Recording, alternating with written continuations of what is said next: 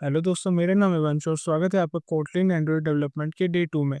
तो पिछले वीडियो में हमने एंड्रॉयड स्टूडियो को डाउनलोड किया था और आज की इस वीडियो से हम कोटलिन के बेसिक्स स्टार्ट करेंगे। ठीक है, तो आज की इस वीडियो में हम पढ़ने वाली है वेरिएबल्स के बारे में और डेटा टाइप्स के बारे में।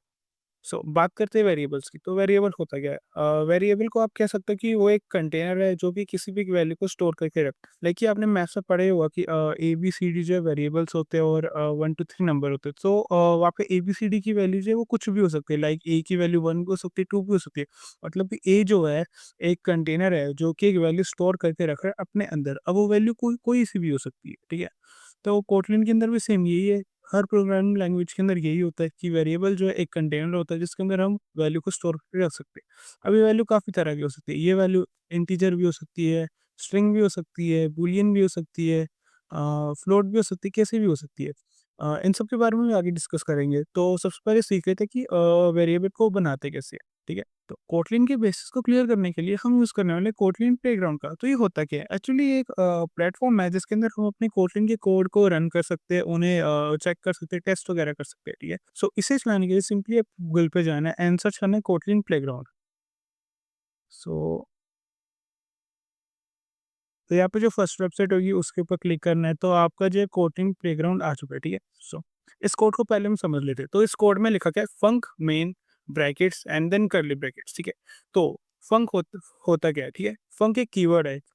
हर प्रोग्रामिंग लैंग्वेज में कीवर्ड होते हैं। कीवर्ड्स मतलब कि ऐसे वर्ड्स जो कि रिजर्व होते हैं, उनके एक स्पेसिफिक मीनिंग होता है। हर प्रोग्रामिंग लैंग्वेज के अपने कीवर्ड्स होते हैं, सबका अपना-अपना मीनिंग होता है। तो यहाँ पे एक फंक कीवर्ड है जिसका मतलब है फंक्शन। तो यहाँ पे एक मेन जो है एक फंक्शन है। अब मेन फंक्शन के अंदर जो भी यहाँ पे कोड लिखा होगा, यहाँ पे जो भी कोड लिखा होगा, ये कोड रन होगा, ठीक है? मेन फंक्शन है जो कि बताता है कि इस फंक्शन के अंदर जो कुछ भी लिखा हुआ है उसे आपको रन करना है, ठीक है? यहाँ पे सबसे पहले मैं लिखता हूँ कि प्रिंट एलन hello world.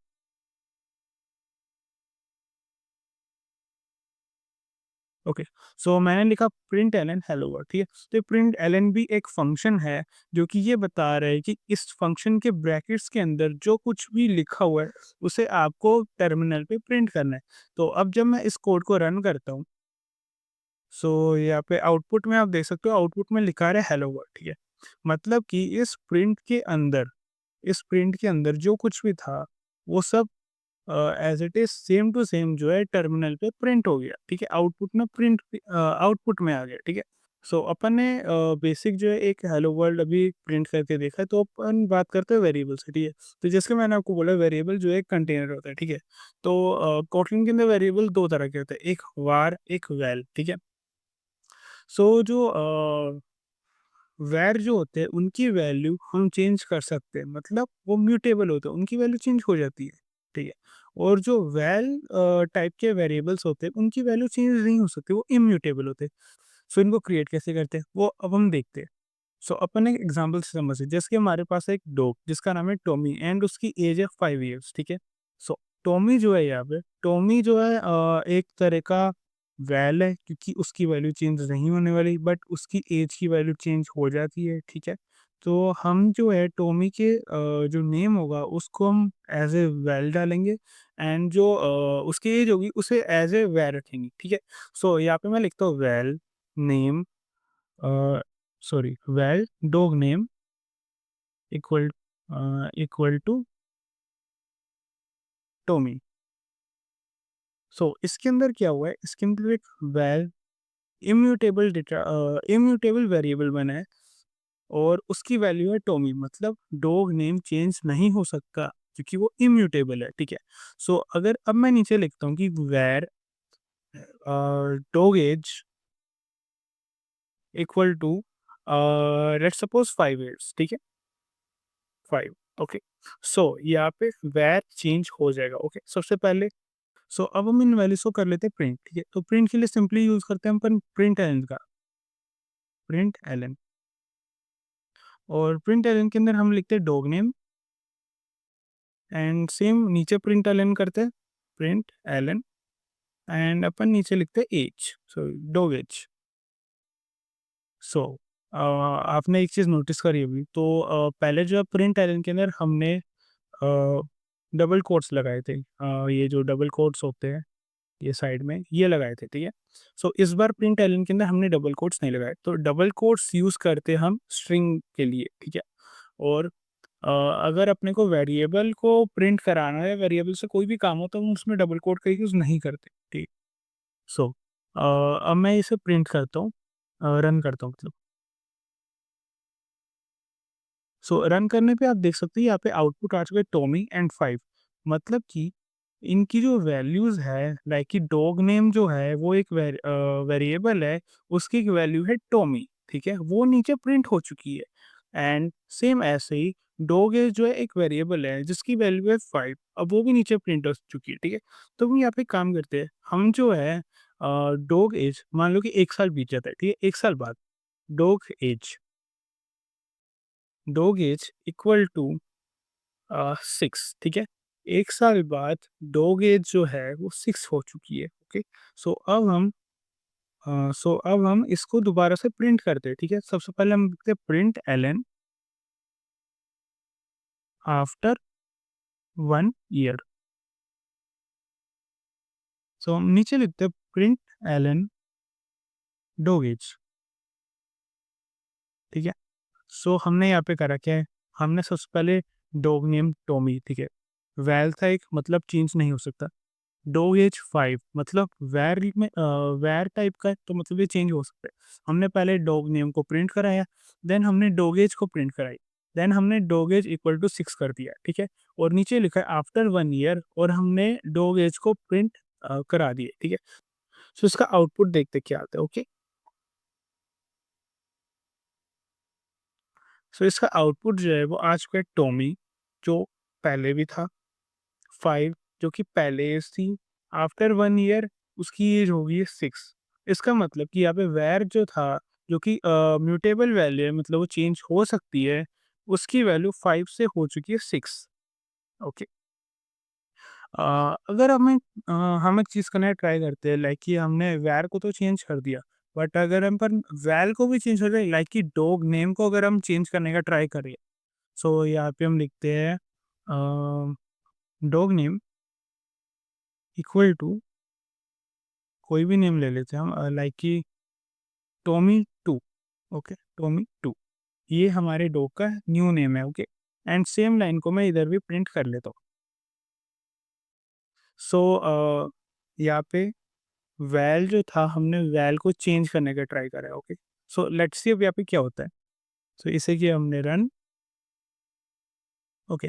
Well can not be reassign, मतलब वैल जो है, अगर आपने वैल को एक बार असाइन कर दिया तो मतलब कर दिया, उसकी वैल्यू चेंज नहीं हो सकती। बट अगर यहाँ पे जो है हमारा, अगर डॉग नेम जो है ये भी अगर वैर होता, डॉग नेम भी अगर वैर होता एंड डॉग एज भी वैर होती, सो अगर हम अब इसे रन करते हैं, तो यहाँ पे देख सकते हो कि टॉमी 5 आफ्टर 1 ईयर 6 आया एंड टॉमी 2 भी आया। सो मतलब कि वैर जो चेंज हो जाएगा, एंड वो एक म्यूटेबल है, और म्यूटेबल की वैल्यू चेंज हो सकती है, एंड इम्यूटेबल जो है उसकी वैल्यू चेंज नहीं हो सकती, तो वो है वैल टाइप का वेरिएबल। सो यहाँ पे वेरिएबल के डाउट्स तो क्लियर हो गए होंगे, ठीक है, कि वेरिएबल होता क्या है, वेरिएबल को बनाते कैसे। वेरिएबल दो टाइप के होते हैं, वेर एंड वेल। एक की वैल्यू चेंज हो सकती है, एक की वैल्यू चेंज नहीं हो सकती। सो हम अब यहाँ पे एक चीज़ सीख लेते हैं कि वेरिएबल को स्ट्रिंग के अंदर कैसे प्रिंट कराया जाए, ओके। सो यहाँ पे आपने एक चीज़ देखी होगी कि जब अपन स्ट्रिंग को प्रिंट करा रहे हैं, तब हम करें डबल कोड का यूज़ करें, एंड जब हम उसी को ही एज ए वेरिएबल दिखा रहे, तो हम डबल कोड का यूज़ नहीं कर सकते। सो हमें एक ऐसा रास्ता ढूंढना होगा जिसके अंदर हम जो है स्ट्रिंग के अंदर ही वेरिएबल प्रिंट करा सके, ताकि हमें सेम ही चीज़ बार बार लिखने की जरूरत ना पड़े, ठीक है। सो यहाँ पे मैं इन सबको क्लियर कर देता हूँ, एंड यहाँ पे लिखता हूँ प्रिंट एलन, यहाँ पे लिखता हूँ डॉग नेम, ठीक है, एंड यहाँ पे लिखता हूँ मैं डॉग एज। सो यहाँ पे हमने लिखा है dog name and dog age, okay. So अब हमें करना क्या है, हमें ये जो वेरिएबल है इनको स्ट्रिंग के अंदर करना है, ओके। सो अगर मैं यहाँ पे लिखता हूँ डॉग नेम, ओके, एंड इधर भी मैं लिखता हूँ मैं डॉग एज, अगर मैं इसे ऐसे ही प्रिंट करता हूँ सिंपली, अगर मैं इसे रन कर देता हूँ, तो मैं तो आउटपुट क्या आता है, dog name colon dog name dog age colon dog age. Okay, मतलब उनकी अपने को ओनली स्ट्रिंग आया है, वेरिएबल की वैल्यू नहीं आई। सो वेरिएबल की वैल्यू कैसे लाई जाए, वेरिएबल की वैल्यू लाने के लिए हम यहाँ पे यूज करें डॉलर साइन। तो अगर हम इनके आगे डॉलर साइन लगा देते, ठीक है, जिसकी डॉग नेम की वेरिएबल है, इसके आगे मैंने लगाया डॉलर साइन, ठीक है, और डॉग एज वेरिएबल है, इसके सामने मैं लगाया अगर डॉलर साइन। ओके, सो इससे होगा क्या, डॉलर साइन जो है प्रिंट एलन फंक्शन को ये बताता है कि भाई कि मैं डॉलर साइन हूँ, मैं आगे, अब मेरे आगे जो एक वर्ड लिखा हुआ है वो एक वेरिएबल है, तो तुम्हें उसे एज ए स्ट्रिंग प्रिंट नहीं कराना, उसकी तुम्हें वैल्यू प्रिंट करानी है। सो अगर अब मैं इसको रन भी करता हूँ, तो रन करने पे dog name Tommy and dog age 5 आ चुकी है, मतलब कि ये जो टॉमी है ये एक वैल्यू है किसकी, डॉग नेम नाम की वेरिएबल की। तो हमने इस वैल्यू हमने इस वैल्यू को प्रिंट कराया स्ट्रिंग के अंदर अपने वेरिएबल को लिख के उसके आगे डॉलर साइन लगाती है। ओके, सो बेसिक लेवल पे वेरिएबल में तो इतना ही था। अब हम बढ़ते हैं डेटा टाइप की तरफ। ओके, सो हमारे यहाँ पे कोटलिन के अंदर कुछ बेसिक डेटा टाइप्स होते हैं, जैसे कि इंट। इंट इंट मतलब नंबर्स। तो इंट के अंदर कुछ वैल्यूज आती है 2 1 2 3। ये सारी जो वैल्यूज है ये सारी इंट वैल्यूज है। ओके, मैं इसे रन नहीं कर रहा, मैं सिर्फ समझाने के लिए आप। जैसे इंट एक नंबर वैल्यू होगी तो अपने पास आती है एक फ्लोट। फ्लोट जो है वो डेसिमल वैल्यू लाइक 1.2 0.003, ये डेसिमल वैल्यू। ओके, सो अपने पास एक और जो बेसिक डेटा टाइप है उसमें से एक स्ट्रिंग आता है, जो कि अभी हमने पढ़ाई है, स्ट्रिंग। तो स्ट्रिंग को लिखते डबल कोट्स के अंदर, ये ए बी सी डी, या फिर स्ट्रिंग के अंदर डबल कोड में हम जो कुछ भी लिखोगे वो स्ट्रिंग होगा, चाहे मैं डबल कोड में नंबर लिखूँ या फिर डबल कोड के अंदर मैं डेसिमल लिखूँ, ये माना जाएगा स्ट्रिंग, क्योंकि ये लिखा है डबल कोड के अंदर। अगर हम इसका डेटा टाइप चेक करेंगे तो वो स्ट्रिंग लिखा आएगा, ना कि इंट लिखा आएगा। ठीक है, और स्ट्रिंग के बाद हमारा आता है बुलियन। सो बुलियन के अंदर आती है दो वैल्यूज, एक ट्रू एक फॉल्स। अब ये कोई स्ट्रिंग नहीं है, ये बुलियन वैल्यू है, ये स्ट्रिंग से बिल्कुल ही अलग है। ओके, सो इन सब के बारे में बाद में देखेंगे, जैसे हम धीरे धीरे प्रोग्राम्स बनाएंगे तब हम इनके बारे में जानेंगे। सो यहाँ पे हम एक चीज़ करके देखते हैं, हम करते हैं val first equal to 1, val second equal to 2। Okay, हम प्रिंट करते हैं first plus second. Okay, so first की वैल्यू 1, सेकंड की वैल्यू 2, दोनों को हम ऐड कर रहे हैं, आंसर आना चाहिए 3। Okay, so let's find out कि क्या आंसर आता है। सो आंसर जो है 3 आ चुका है। ठीक है, और अगर हम इन, अभी हमने क्या करा, हमने अभी यहाँ पे 1 जो है एक इंट है, 2 भी जो है एक इंट है, मतलब इंट प्लस इंट रिजल्ट में इंट आ रहा है। ठीक है, और अभी हमने देखा कि हम जो है इन सब इंटीजर वगैरह डेसिमल वगैरह इन सबको एज ए स्ट्रिंग भी रिप्रेजेंट कर सकते हो। तो अगर हम 1 के आगे डबल कोड लगाए, 2 के आगे डबल कोड लगाए, सो आंसर क्या आना चाहिए, स्ट्रिंग प्लस स्ट्रिंग कर रहे हैं। ओके, सो मे बी शायद 3 आ सकता है, लेट्स सी। सो आंसर जो है वो आया है 12, मतलब आंसर 3 क्यों नहीं आया। ठीक है, पहली चीज़ ये कंफर्म करते हैं, आंसर 3 क्यों नहीं आया। आंसर 3 तब आता है जब इंटीजर प्लस इंटीजर हो, मतलब नंबर प्लस नंबर हो। बट यहाँ पे नंबर प्लस नंबर नहीं है, यहाँ पे स्ट्रिंग प्लस स्ट्रिंग है, मतलब अल्फ़ाबेट प्लस अल्फ़ाबेट। यहाँ पे 1 को एज ए अल्फ़ाबेट माना गया है। ठीक है, अगर मैं 1 की जगह ए भी लिखूँ एंड देन उसको रन करूँ तो यहाँ पे A2 लिखा आएगा, मतलब यहाँ पे जो स्ट्रिंग्स है वो आपस में कॉन्कैटिनेट हो गई है, जुड़ गई है, वो ऐसे की ऐसे जुड़ गई है, वो कोई लॉजिकली ऐड नहीं हुई है, बस जुड़ गई है। हमने आज पढ़ा वेरिएबल्स के बारे में एंड डेटा टाइप्स के बारे में, कि कैसे या डेटा टाइप्स होते हैं, कितने टाइप्स के डेटा टाइप होते हैं, जैसे कि इंट हो गया, फ्लोट हो गया, बूलियन हो गया, स्ट्रिंग हो गया, और भी बहुत सारे होते हैं। धीरे-धीरे हम उन सब के बारे में पढ़ेंगे, ठीक है? एंड हमने पढ़ा फंक्शन के बारे में कि जैसे कि प्रिंटलन फंक्शन जो कि वैल्यू आउटपुट देते हैं टर्मिनल पे, ओके? मेन फंक्शन के बारे में पढ़ा, थोड़ा-सा ही पढ़ा कि मेन जो है एक ऐसा फंक्शन है जिसके अंदर हम कोड लिखेंगे तो वो कोड रन होगा। अगर हम ये सारा कोड मेन फंक्शन के बाहर लिखेंगे, लाइक कि मैं मेन फंक्शन को ऐसे हटा दिया, ओके?